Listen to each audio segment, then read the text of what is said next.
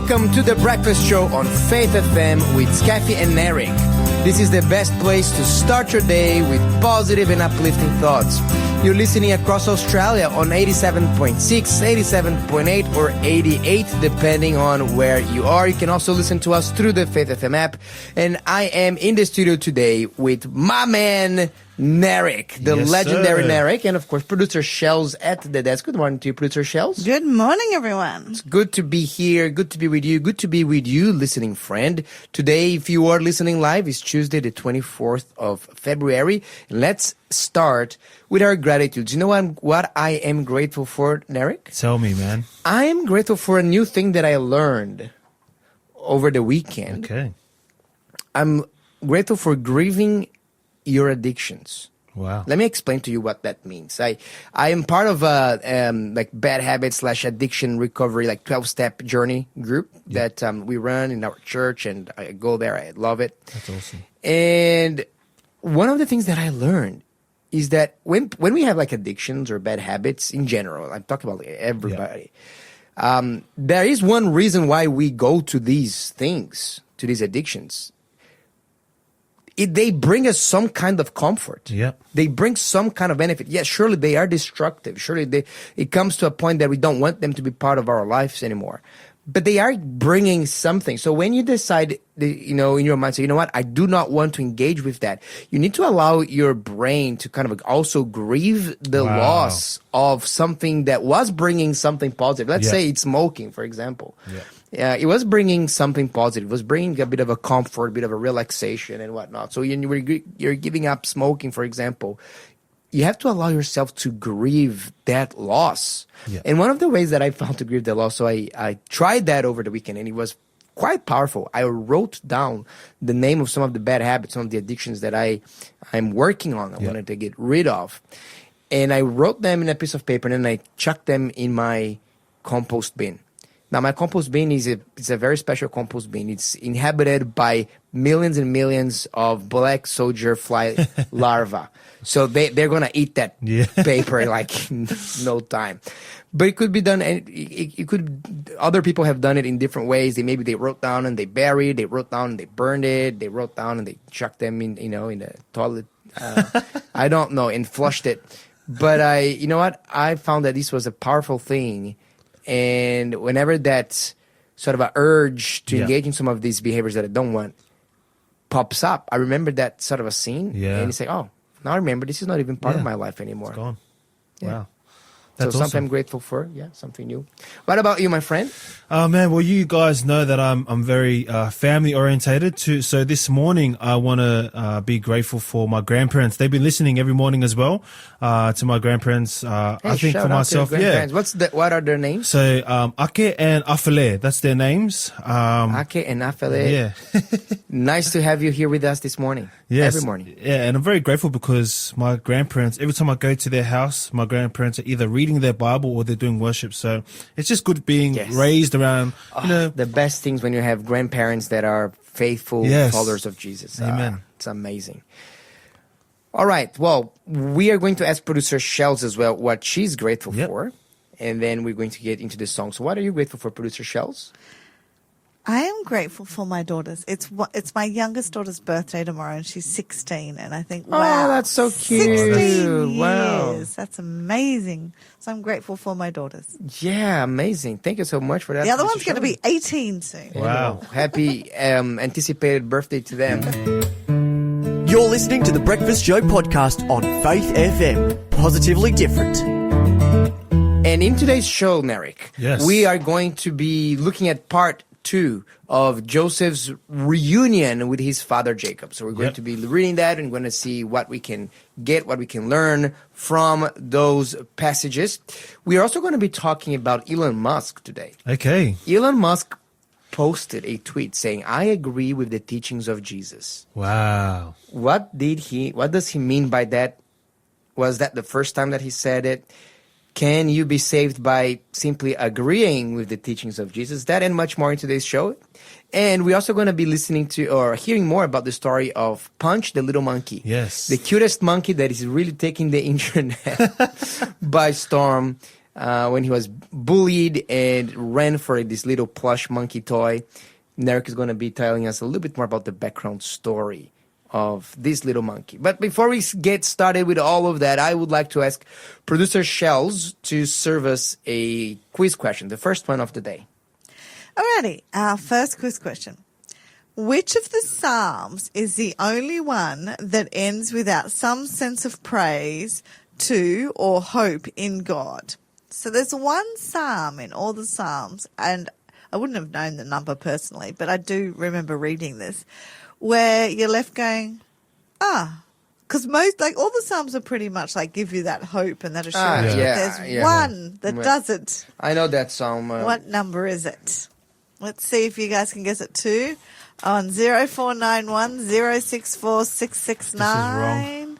No, not quite. Not quite. I know this Psalm very well. I have a personal relationship with that Psalm. I have read it so many times. I have shared it with people so many times. It's one of my, it's a beautiful Psalm. Tell us about it. Yeah, I can tell, definitely can tell something about it. Actually, this is a Psalm that we can really spend a long time looking at it and talking about it. But I'll make it short when we review the answer to that one. But so one more time, which of the Psalms is the only one that ends without some sense of praise to or hope in God? Text us on 0491 064 669. That's 0491 064 669. Okay. Very good. We got a text message here from David. We were asking, hey, share with us your things you're grateful for, Radio Friends, so we can be grateful for you as well. David says, hey, I'm grateful for my wife, Tina. She's of the Assembly of God denomination because she allows me to follow my convictions and choosing to be associated with the Seventh-day Adventist denomination, and also allows me to travel to the Avon Valley Northam Seventh-day Adventist Church, which was 1 hour and 15 minutes away from my home. Yeah, that's a great. Yeah, look, it's really good when sometimes married couples don't necessarily share the exact same beliefs and convictions. But you know what? It is absolutely paramount that they get to respect each other's decisions, choices, faiths, individualities, and that applies for Christians that go to different churches. That applies for couples that are believe one person is a believer in God, the other person is not a believer. It also applies to persons of different faith religions altogether. Yeah. If you're a Muslim and your wife is Christian or vice versa. The important thing for a marriage, in a marriage relationship, it's important to respect, acknowledge and respect individuality and the beliefs of your partner. For sure. Of your spouse. All right, Eric, with that being said, shall we dive deep into the Bible now? Yes. Okay, so let's go for our deep dive in the Bible. We're going to be reading from Genesis chapter 46, verse 28. Just as a context here, yesterday we were reading Genesis chapter 46 all the way to verse 27. It's basically the list of names of people who went. And the big thing is that the family of Jacob were 70 people all up when they went up to the land of Goshen. Now, let's just talk a little bit about the land of Goshen in Egypt. The area of Goshen was a pretty big area. So, do you have a little bit of the map of Egypt in your head? No, if you're able to explain that to me and paint the picture for myself. Yeah, sure. So, Egypt is in the north of Africa. Yeah. And Egypt was a country that flourished a lot because they had a very big competitive advantage over all the other nations. Okay. And that advantage is called the Nile River. The Nile River was a river that did some really interesting things. For example, it was a river that flows from south to north. Yeah. So it flows, I think it starts, I do not know what modern day country. It starts maybe Zimbabwe or something. Like it starts really like in the middle of Africa pretty much. And then it flows up to the north to the Mediterranean. Yeah. That makes it an ideal highway, cutting the country from north to south. Right. Okay? Because basically you could navigate the country through barges and boats, which was a very much easier mode of transportation than walking by foot or donkeys. Yeah. Even today, one of the big advantages, just doing a little parenthesis, of the United States, that the United States, among all the countries in the world, is one of the countries with more with more complex river systems to navigate, and anything that you transport by water is 10 times cheaper than transporting by road or air. Wow. Yeah, that's why shipping and ocean transportation is just so important. Yeah. Because you just can carry tons and tons of load. Yeah, that's right. And you don't need so much effort Yeah. to pull that through. Okay. So let's go back to ancient Egypt. So the Nile River had a very interesting thing. Number one, it flowed from south to north. However, the winds of the region, they blow normally from north to south. Okay. So if you travel in the Nile River with your sails down, you're automatically going north. Yeah. Don't need to do any effort. Yeah. Now, if you want to go back south, you just put on your sails up, Yep. and then the wind blows you Blows you back back. up the opposite direction. In addition to that, the Nile, it floods a fair bit throughout the winter rainy months of the year. So, we're talking about, October the way to April. And that flooding, it fertilizes and provides waters and canals to the surrounding areas. So, if you look at the Nile, if you go 100 meters to both sides, it's very fertile land for agriculture. And then when you go towards the delta of the Nile, so the Nile, when he goes up to the Mediterranean, it opens up in a whole bunch of branches. They look like a triangle. They call it the delta of the Nile. Okay. And the capital of Egypt around Joseph's time was in a place called Avaris. So it's not Cairo. Cairo is not the capital of Egypt. Probably this is what we think when we are reading this story. It's not. It was right in the delta of the Nile. And then when you look at the delta, between the delta of Egypt and the Sinai Peninsula, which is that triangular mass of land where you have the Mount Sinai and all these kinds of things. Right. Between these two things and the Red Sea, this is where the land of Goshen was. Okay. And Avaris was part of that region of Goshen. Wow. So this is where we are. It's pretty big land. Big land, very fertile. It's in the prime real estate. Wow. Okay. It's like. Is it like Sydney? Yeah, imagine that the capital was. Imagine if it was like Sydney. Wow. And then Joseph said, "Hey, you guys can. You my family. I'm going to get you a real estate for you to live in the rocks." Yeah. Okay. Okay, so just like really prime real estate. Location. Maybe not the rocks, maybe something a little bit further, but basically not in the CBD, but close enough. Okay, like Vaucluse, maybe something like that's yeah. very close to the city, but prime location. Prime location, exactly, something like that. If you know your Sydney suburbs and geography. Wow. So let's read verse 28 now. All right, let's read. Now Jacob sent Judah ahead of him to Joseph to guide him to Goshen. And then they came to the land of Goshen, and Joseph prepared his chariot and went up to Goshen to meet his father Israel.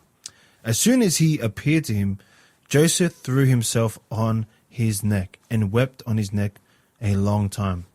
Then Israel said to Joseph, "Now let me die, since I have seen your face, that you are still alive." But Joseph said to his brothers and to his father's household, "I will go up and tell Pharaoh, and will say to him, my brothers and my father's household who were in the land of Canaan have come to me, and the men are shepherds, for they have been keepers of the livestock, and they have brought their flocks and their herds and all they have. When Pharaoh calls for you and says, 'What is your occupation?' you shall say, 'Your servants have been keepers of livestock since our youth, even until now, both we and our fathers, so that you may live in the land of Goshen, for every shepherd is an abomination to the Egyptians.'" Yeah. Okay, let's pause here for a moment, shall we?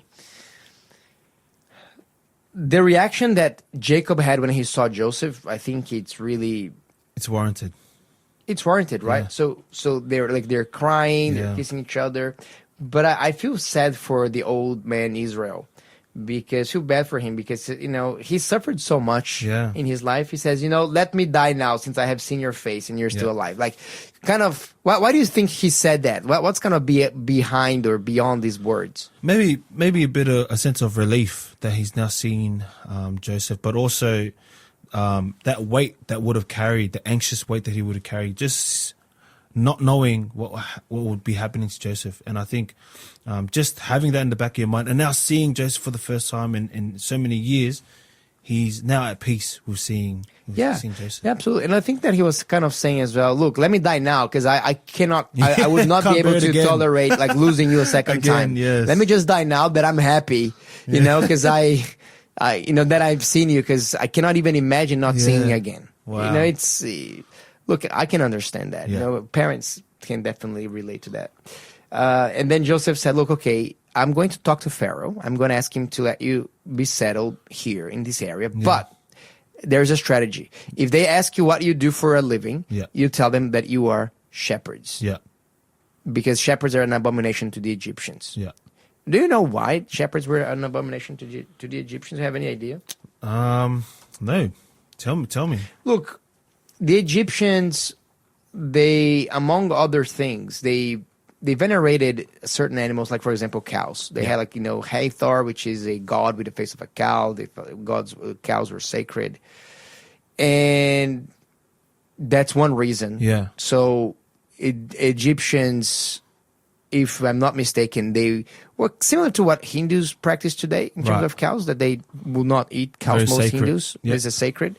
It was to a great degree that was the case for Egyptians as well. So now you're seeing like a bunch of people that their living is to raise cows and kill them and slaughter them and sell them and so on. They just like they kind of looked down upon them and said, "Look, why are you doing this?" Wow. So this is one reason. Second reason, second possible explanation here is because Egypt was a very diverse, complex, sophisticated culture. Okay. And they really excelled in like things like the arts and music and documenting and religion and all these kinds of things. Okay. So they were quite like you can say there's a lot of culture bourgeoisie. Okay. If you know that word, you know, like there's a lot of that in their society. It's kind of like the high class, you know. Oh, even today, like, you know what? We don't even need to go too far. Imagine like a big bustling city like New York City. Yeah. Have you been there? Yeah, no, I haven't been there, but that's probably one of the places I Do you really want to go? go? Look, I've been there many times. Wow. And if you talk to New Yorkers, and everybody will have like a really fancy job doing some kind of, you know, white collar or even blue collar job and so on. But then you say to him, "Hey, this is my friend Eric, and hey, and he's a shepherd boy up in a farm somewhere." Yeah. Automatically they'll look at you. "Oh, hey, shepherd boy." They are automatically going to look you down a little bit. Wow. Okay. With like, "Man, you're just a farm boy." You see, kind of like you're not sophisticated. You probably don't know how to operate a smartphone or a computer properly. There is a little bit of prejudice even today. Wow. You know, because people that grew up in farms tend to live a simpler life. They tend to value the things of nature more than people that live in cities.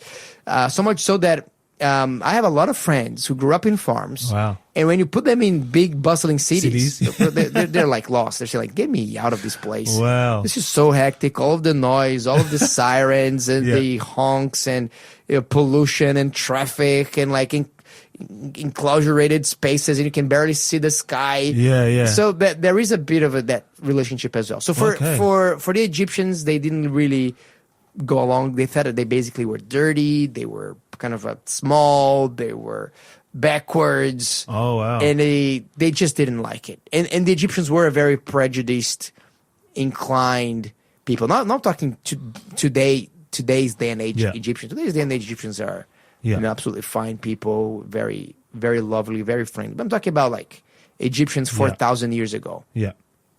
Wow, because that kind of reminds me of, like, for myself, I recently moved back from Canberra, and a lot of the people there in Canberra, they are from, Wagga Wagga. These are just regions, small country town regions. And me being from Sydney, when I'd have conversations with people from those country towns, it would be like, there'll be a rivalry there. Like, no, city life does it better, or country life does it better. Well, I personally believe that city is the way to go. But that's my opinion.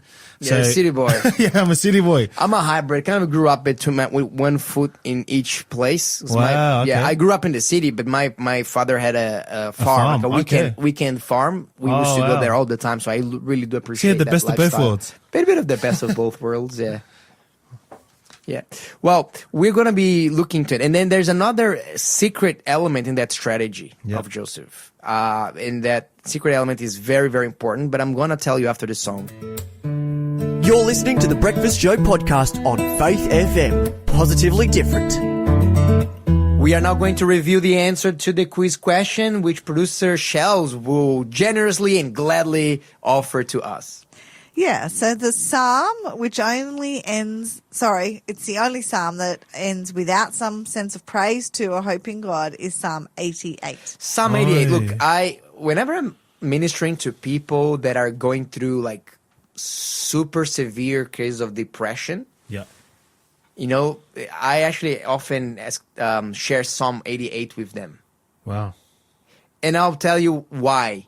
Because he can, at first glance, can say, Skafy, are you a heartless person? Like, the person is already, like, in the bottom of the pit, and you're offering the only psalm that does not have a happy ending. Yeah. I'd say, hey, wait a minute, let me explain myself to you. Number one, this Psalm 88 is a messianic psalm. It is actually describing the experience of Jesus himself. Actually, if you open it up, let's read Psalm this. 88, you see, for example, some feelings that you can see very clearly in the life of Jesus. Yeah. For example, there is oh Lord, the God of my salvation, I have cried out by day and in the night before you. Let my prayer come before you. Incline your ear to my cry, for my soul had enough troubles and my life has drawn near to the shell. I am reckoned among those who go down to the pit. I have become like a man without strength, forsaken among the dead, like the slain horse in the grave. Is this the right psalm? Yeah. There is a part. I'm not going to read the whole thing because it's long. But one of the a few things that you see in this psalm is that it said, like, I have been destined to death since my birth. Wow. Well, Jesus knew that he was going to die since his youth. Yeah. Oh, it's in verse 15. I was afflicted and about to die from my youth on. Okay, Wow. and not only that, he knew that he was going to be a sacrifice from his youth, but also he was persecuted since he was born. Then there is this idea of all of my friends have abandoned me. Yeah. At the cross, like even Jesus' closest of friends, they were not there with him. Yeah. I shared these psalm shells because sometimes when people are going to darkness, going through a dark period of their lives, they often don't need you to say, hey, think about the positives. Yeah. Actually, they just need to express their griefs. Yeah, of course. And allow them to pronounce them. Yeah. Allow them to feel it. And after you feel them, after you express them, after you give them to God, then you can move on into something else. Yeah.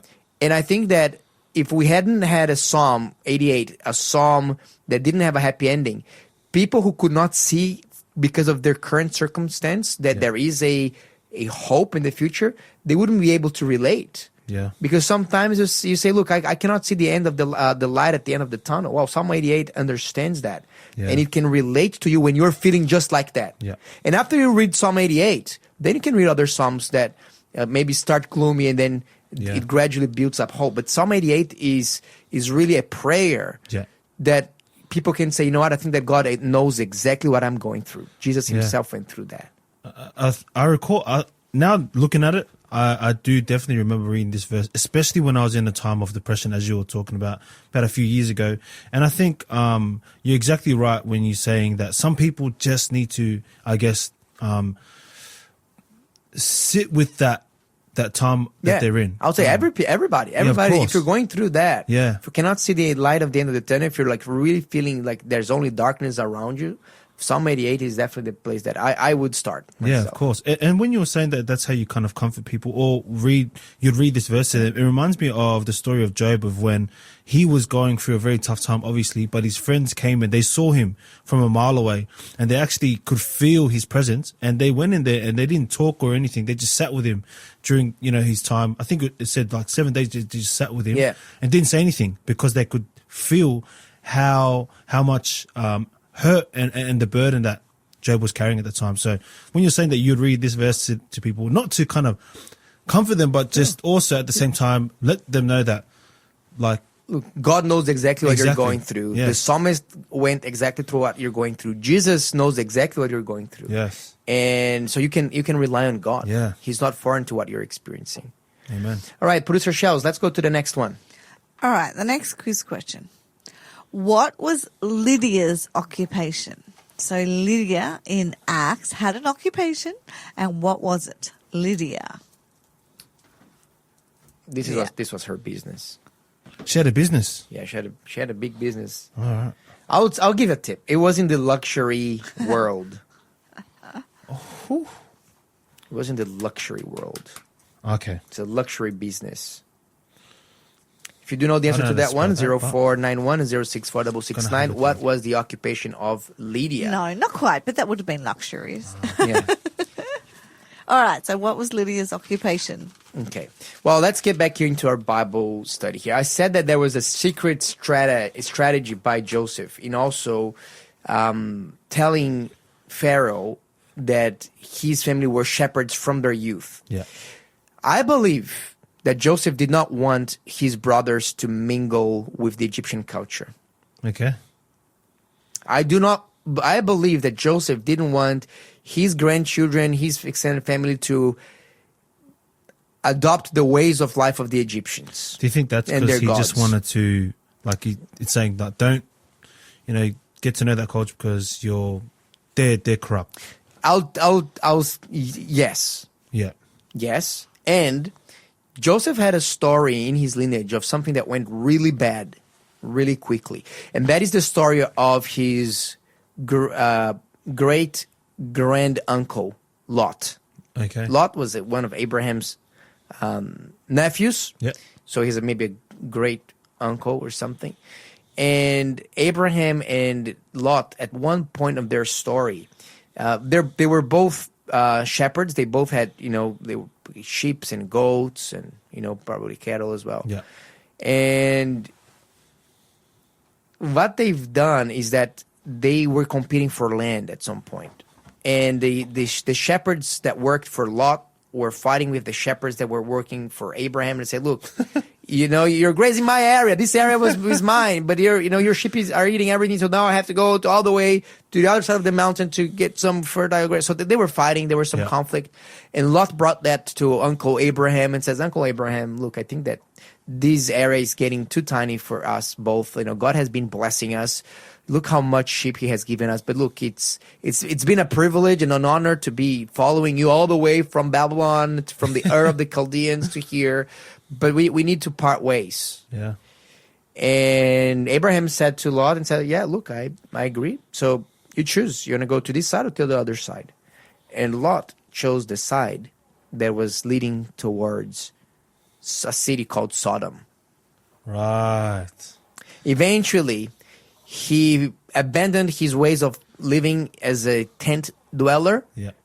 and he started to live in town. I mean, all the facilities, all the commodity, the restaurants, the stores, the nightlife, all Sounds of like that. Sydney, man. Yeah. And he decided to live in Sodom. Wow. Except that Sodom was a very corrupt city Okay. in the Bible. And when time came that God was going to bring judgment upon Sodom, Lot tried to escape that city, but guess what happened? Only he and his two daughters escaped from there because his wife was too much for her. Her heart was still in that city. She turned back. She became a statue of salt. His daughters' husbands, they didn't come with him. They thought that he was joking. Wow. So Lot lost half of his family. Wow. because they were so allured and so attracted by To that- the to that magnets life. of the city Wow. life, by the lights and the neons. Wow. Joseph knew that one day Egypt was going to be judged as well, because Yeah. God had told that same thing to Abraham. He said to Abraham, Abraham, your descendants are going to be slaves in the land of Egypt, in a foreign land, for 400 years. But hey, I am going to come back and I'm going to release them afterwards. So Joseph knew that the same thing that happened with Sodom would one day happen to Egypt. And the least embedded in the Egyptian culture Yeah. they could be, the better. Do you think that there's a spiritual application for us today? I mean, what do you make of that, Eric? Well, just listening to kind of what you were saying, just about both kind of environments, I'd say, is that sometimes your environment can shape who you are as a person. And obviously seeing what you said about Lot and how you can be attracted to such a life that kind of have a strong hold on you. And sometimes this actually relates to myself or younger people my age, the Gen Z generation, is that when we are attracted to the lights and the gloomy things, that sometimes it's so hard for us to detach ourselves from that kind of life, or that what we're used to seeing, especially online. When you see things online and then you live in a big city like Sydney, it is kind of hard to kind of disattach yourself from culture. And when a culture is kind of shaping who you are at a young age, it has an effect on how you live your life. So seeing the story of when Joseph is trying to tell his people, or like tell his brothers, or his family, still be shepherds, still stay true to the identity of who you are. So that kind of speaks to me. I'm not too sure if I'm understanding that correctly, but that's how I'm. Yeah, I'm 100%. That's how I'm kind of visualizing, is that it's. I think I'm seeing it as an identity thing, like the land of Egypt, and staying true to your identity as a shepherd. Because if you mix and mingle with the wrong kind of people or the wrong culture, it can really be infectious on who you are as a person. Yeah, 100%. And I think this is a reflection that we as followers of Jesus need to always be having. How much of my culture is the heavenly culture? Wow. And how much of my culture that I'm living in and practicing is is the city culture, but they are in conflict with one another. It's really like stepping back and saying, okay, for example, how much am I being influenced by consumerism? Yeah. Or how much am I being influenced by how am I entertaining myself? Yeah. Is my entertainment reflective of my culture around me, what everybody does? Yeah. Or is it, reflective of what the Bible says? Yeah. So you can live in the city or you can live near the city, but the city is not necessarily living inside of you. Yeah. You can live near the city and you can be a blessing and a light and use that opportunity to bring the gospel to other people without allowing you to become a city dweller in the negative ways, so to speak. Yeah. So, for example, we believe that God is the God of creation and we can see the handiworks of God in creation. For us that live in cities, does it mean that we are intentional? This is the word that I'm using, intentional. Are we intentional about trying to spend as much time as we can to refresh or for our recreation in the midst of God's creation? Yeah. Or are we spending most of our recreation times within concrete walls or in screens and so on? Yeah. Which is one question.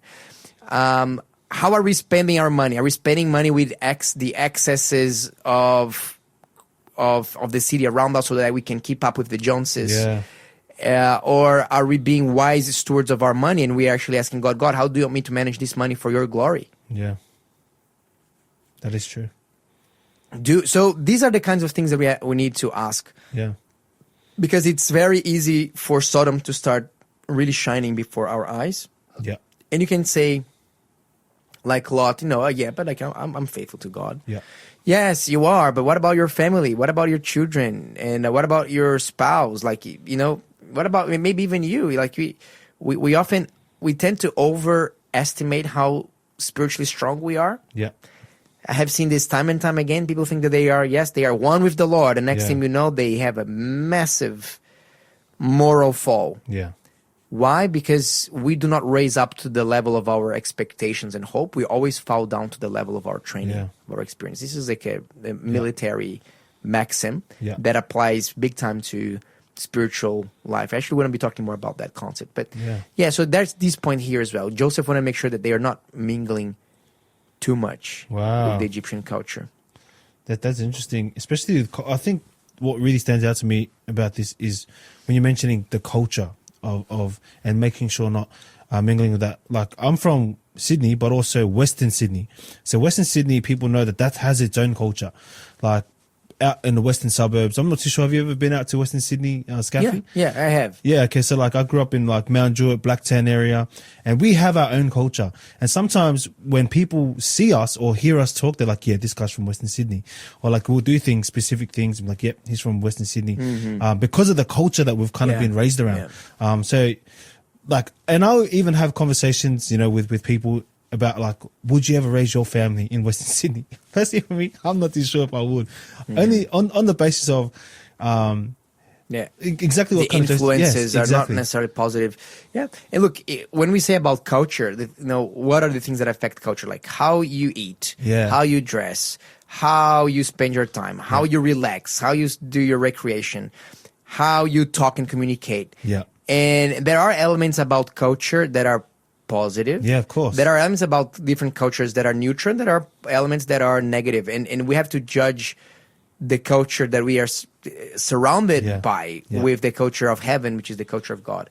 And then we have to say, okay, what are the good things that I can keep and even leverage on? What are the neutral things that are okay or optional?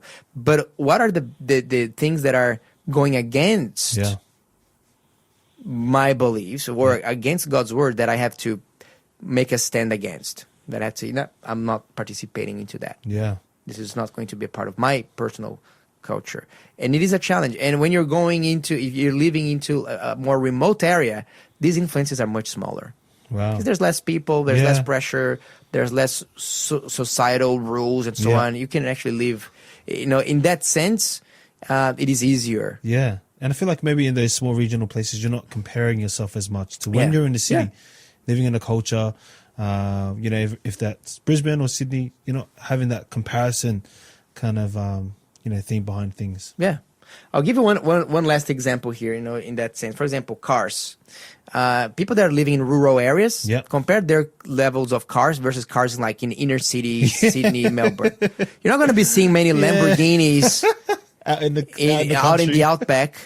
Why? Well, because they're not practical, and there's not that need. You just need a car that works. It's going to be bashed all up by bumps and bad roads and kangaroos and whatnot. So it's different. Yeah. So there you just want a car that works, that takes you from A to B. Yeah. In the city, no, it's your status. It's who you are. It's part of your identity now. It's your car. So you have to spend like $100,000 in the Mercedes because your neighbor has another one as well. So that's a good example. That's one example of that. And then if you're in the city living with the old broken kind of working car, you're going to get the looks, 100%. Man. You're going to get the looks. Yeah. So 100%. It's kind of like that, but from a faith perspective that we need to be really, really watching. Of course. Cars, this is the small thing. The most important thing is, do you have the culture of heaven reflected in all the areas of your life? Yeah. Or is the culture of people around you, your parents and whatever? We got to be evaluating that. You're listening to the Breakfast Show podcast on Faith FM. Positively different. Got a really interesting comment that came here from Valmay. Valmay said, hey, Abraham gave Lot the choice because Lot was the senior. Remember, Nahor, his father, was much older than Abraham, and Nahor's son is the firstborn with all those rights. When reading all these stories of Lot, I always remember this fact. That is very interesting, Valmay. I actually never really thought about that. I had in my impression, because Abraham is the uncle, and Lot came with him and followed him, I always had the impression that Abraham was the most senior. So Abraham gave, in my view, I thought that Abraham would be giving Lot the opportunity more for courtesy, and I think that Lot should say, no, Uncle Abraham, you should go first. And he ended up choosing first and ended in the wrong way. But I never really thought about that possibility of Lot being an elder than Abraham, even though he being his nephew. Yeah. It can happen. Yeah. It can happen. Absolutely can happen. I'll definitely have to give a bit of a deeper dive into that. But thanks for opening up my mind for that possibility, Valmay. I never really thought about it. Let's give the answer to the quiz question, Producer Shells, shall we? Yeah, so Lydia in Acts was a seller of purple cloth, a merchant. That was what Lydia did. Purple cloth. Purple cloth. So purple cloth is just the most expensive. Purple is the most expensive color to get. You had to get some from some specific mollusk. So it was like a luxury business. Purple, wow. Usually like Roman senators will be using that. It's really like super expensive. This is why you have absolutely barely any countries in the world that have flags that have purple in their flags. Wow. I don't know if you ever noticed that. I've noticed that now thinking of it. Yeah, Wow. because when flags were made, it was at a time where we just couldn't just mix paint like we're doing now with like modern techniques. Yeah. So it would be really expensive because you need flags everywhere. Yeah. It would be you're going to bankrupt your country if you had like a purple in their flags. There are a couple of countries that do have, but like, these are more modern flags. Yeah. But most countries with traditional flags, you're never going to see purple for that reason. Thank you very much, Producer Shell. That was a very interesting question. And I just learned something from you. Okay. What about the country, the flags or the purple? I never knew that's why purple doesn't appear. Yeah. Very, very rarely so. We're going to listen to a song. We're going to have some music and then the news. And after that, we're going to talk about Punch, the small, little, tiny, cute monkey that is being bullied online. We're going to be talking about Elon Musk's latest remarks on Jesus. But before we get into any of that, I would like to offer you one more time our offer of the day. It's the book Patriarchs and Prophets. If you'd like to get a copy of that book or an electronic version of that book, text me here, #beginnings to 0491-064-669, #beginnings. You can download the audiobook as well. It's a fantastic book if you would like to learn more about the story of Joseph and the Patriarchs. It's a fantastic book, one of my absolute favorites, and we can send you a link and get that book for you for absolutely free today. Thanks for being a part of the Faith FM family. Join our community on Facebook or get in touch at 1-800-FAITH-FM.